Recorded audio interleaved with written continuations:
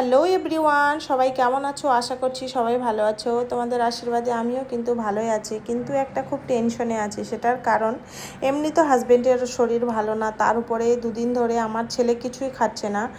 আর আমি যেদিনকেই বলেছিলাম যে আমার হাজব্যান্ডকে বলছিলাম যে আমার ছেলে কিন্তু ভালোই খাচ্ছে এখন, তারপরের দিন থেকে কিন্তু আমার ছেলে খাওয়া দাওয়া কিচ্ছুই করছে না, কিচ্ছুই মুখে দিচ্ছে না। বন্ধুরা, এটা কেন এরকম হয় জানি না। তোমাদের সাথেও কি এরকম হয়? সত্যি মায়ের নজর খুব খারাপ। আমি কথা বলতে না বলতে তারপরের দিন থেকেই হয়েছে, মানে এরকম হয়ে গেছে যে কোনো কিছুই খায় না। এর আগের ভিডিও একটা আমি পোস্ট করেছিলাম যে আমার ছেলের, আমি বাড়িতে বলছিলাম আমার ছেলের কিন্তু জ্বর সর্দি কিছুই হয় না।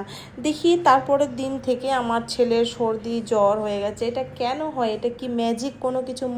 মানে নিজের মা বলার সাথে সাথে কিন্তু তারপরের দিন থেকে হয়ে যায়।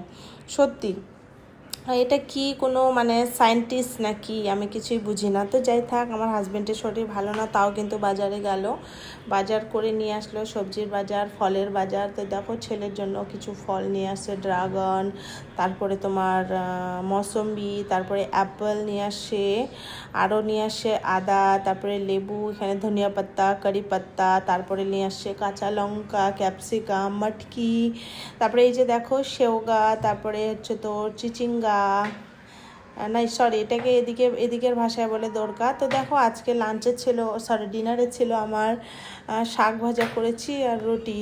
আর এই যে দেখো আমার রুটি কিন্তু প্রায় কমপ্লিট। 8টা রুটি বানালাম, আমার হাজব্যান্ড খেয়েছে শুধু 1.5টা। আমার এত রাগ উঠলো না, কি আর বলবো, পুরো রুটিগুলোই পড়ে আছে। আর এমনিতে আমরা বাঙালি তো জানে, বাঙালি মানে ভাত, আর ভাত না হলে তো হয় না। আমি ভাত খেয়েছি, একটা শুধু রুটি খেয়েছি। আর এদিকে এসে আমার কিন্তু অভ্যেস হয়ে গেছে রুটি খাওয়ার, তা আমিও অভ্যেস করছি রুটি খাওয়ার, তো রুটি খাই।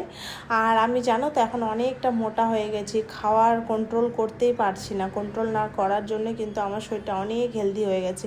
আগে কিন্তু খুব সুন্দর ছিল, এখন আমার 68 কিলো ওজন, 68-এর থেকে উপরে। আর কাদের কাদের এরকম বেবি হওয়ার পর হেলদি হয়ে গেছে অবশ্যই কমেন্টে জানাবে। আমি কিন্তু অনেকটা হেলদি হয়ে গেছি, কিছুতেই মোটা কমছে না। কমানোর অনেক চেষ্টা করছি কিন্তু কমাতে আর পারছি না, এই যে খাওয়াটা কন্ট্রোল করতে পারছি না। আর কি করব, এদিকে ছেলে কিছু খায় না, আমার বুকের দুধই খায়। তো বুকের দুধে খাওয়ার জন্য কিন্তু আমাকে খেতে হচ্ছে, তার জন্য কিন্তু দিকে আমি হেলদি হয়ে যাচ্ছি।